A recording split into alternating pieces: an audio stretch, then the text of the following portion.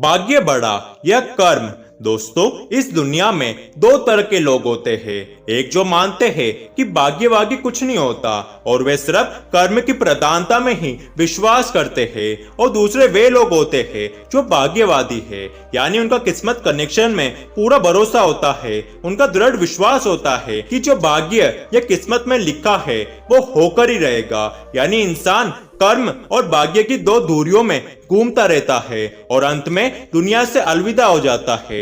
आज का युवा भी यही सोचता है कि बिना कुछ काम किए ही वह सब कुछ मिल जाए जो वो चाहता है, लेकिन ऐसा नहीं होता है, क्योंकि इसके पीछे की वजह भी भाग्य और कर्म ही है। इस विषय पर अक्सर बहस होती आ रही है कि आखिर कौन बड़ा है, भाग्य या कर्म। अनंत काल से ही यह बहस का विषय रहा है कि कर्म ज्यादा महत्वपूर्ण है या भाग्य। जब अर्जुन ने कुरुक्षेत्र में अपने स्वजनों को युद्ध के लिए अपने सामने खड़ा पाया तो उसका शरीर निस्तेज हो गया, उसके हाथों से धनुष छूट गया और वो रथ पर बैठ गया। तब भगवान श्री कृष्ण ने उसे गीता का उपदेश दिया। भगवत गीता में भगवान श्री कृष्ण भी अर्जुन से कर्म करने की ही बात कह रहे हैं, अर्जुन को कर्म करने का ही उपदेश दे रहे हैं। श्री कृष्ण कहते हैं, हे अर्जुन, राज्य तुम्हारे भाग्य में है या नहीं ये तो बात की बात है, परंतु युद्ध तो तुम्हें पहले लड़ना ही होगा, कर्म तो तुम्हें करना ही होगा, अपने धर्म का पालन तो तुम्हें करना ही होगा। तुलसीदास जी ने भी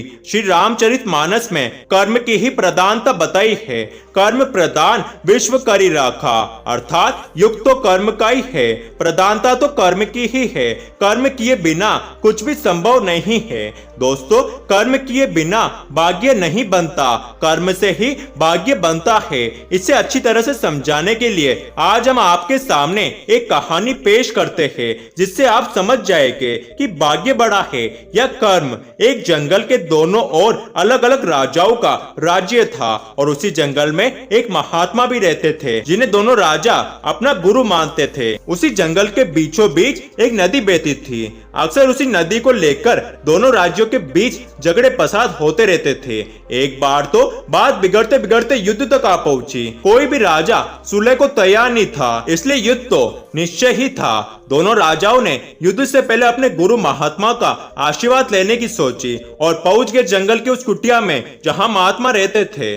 पहले एक राजा आया और उसने महात्मा से युद्ध में विजयश्री का आशीर्वाद मांगा। महात्मा ने कुछ देर उस राजा को देखा और फिर कहा कि हे राजन, तुम्हारे भाग्य में जीत नहीं दिखती, आगे ईश्वर की मर्जी। ये सुनकर राजा थोड़ा विचलित तो हुआ, फिर उसने सोचा कि यदि हारना ही है तो पूरी ताकत से लड़ेंगे, परंतु यूं ही हार नहीं मानेंगे, और अगर हार भी गए तो हार को भी औरों के लिए उदाहरण बना देंगे, परंतु आसानी से हार नहीं मानेंगे। ये निश्चय कर वो राजा वहां से चला गया। उसके बाद दूसरा राजा भी जीत का आशीर्वाद लेने महात्मा के पास आया और आते ही उनके पैर छुए और विजयश्री का आशीर्वाद मांगा। महात्मा ने उसे भी कुछ देर देखा और कहा कि बेटा, भाग्य तो तुम्हारे साथ ही है। ये सुनकर राजा तो खुशी से भर गया और वापस जाकर निश्चिंत हो गया, जैसे कि उसने युद्ध तो जीत ही लिया हो। आखिरकार युद्ध का वो दिन भी आ गया और दोनों सेना एक दूसरे के आमने सामने थी और युद्ध का बिगुल बज गया था। युद्ध प्रारंभ हो चुका था। एक तरह की सेना ये सोचकर लड़ रही थी कि चाहे किस्मत में हार हो पर हार नहीं मानेंगे, हम अपनी सर्वश्रेष्ठ कोशिश करेंगे, अपना सर्वस्व जोग देंगे। और वहीं दूसरी तरफ की सेना एक निश्चित मानसिकता के साथ लड़ रही थी कि जीतना तो हमें ही है, क्योंकि महात्मा ने राजा को कहा था कि भाग्य तुम्हारे साथ है तो घबराना कैसा। लड़ते लड़ते दूसरी सेना के राजा के घोड़े के पैर का नाल भी निकल गया और घोड़ा लड़खड़ाने लगा, पर राजा ने ध्यान ही नहीं दिया, क्योंकि उसके दिमाग में महात्मा की हुई बात ही चल रही थी और वो खुश हो रहा था, ये सोच सोच कर कि जब जीत मेरे भाग्य में ही है फिर किस बात की चिंता। कुछ ही क्षण बाद दूसरे राजा का घोड़ा लड़खड़ा कर नीचे गिर गया, जिससे राजा भी जमीन पे गिर पड़ा और घायल हो गया और वह दुश्मनों के बीच घेर लिया गया। पहले राजा के सैनिकों ने उसे बंदी बना लिया और उसे अपने राजा को सौंप दिया। युद्ध का निर्णय हो चुका था। युद्ध का परिणाम बिल्कुल महात्मा के भविष्यवाणी के उलट था। निर्णय के बाद महात्मा भी वहां पहुंच गए। अब दोनों राजाओं को बड़ी जिज्ञासा थी कि आखिर भाग्य का लिखा बदल कैसे गया। दोनों राजाओं ने महात्मा से प्रश्न किया, हे गुरुवर, आखिर ये कैसे संभव हुआ?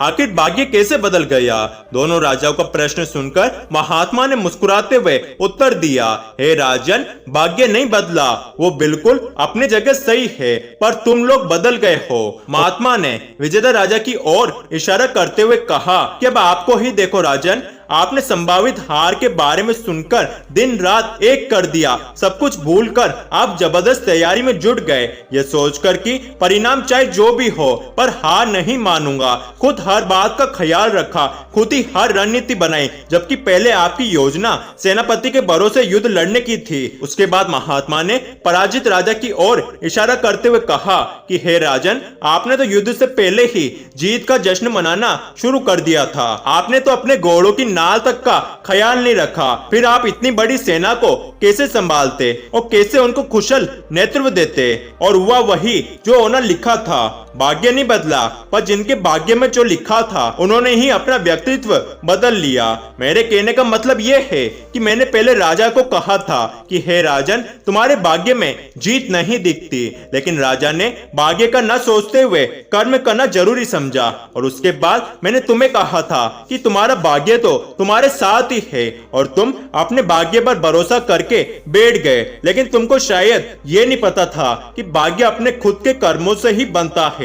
किस्मत अपने खुद के कर्मों से ही बनती है। जो मनुष्य जैसा कर्म करता है उसी के अनुसार ही उसकी किस्मत बनती है। दोस्तों, अब तो आप समझ गए होंगे कि भाग्य अपने स्वयं के कर्मों से ही बनता है।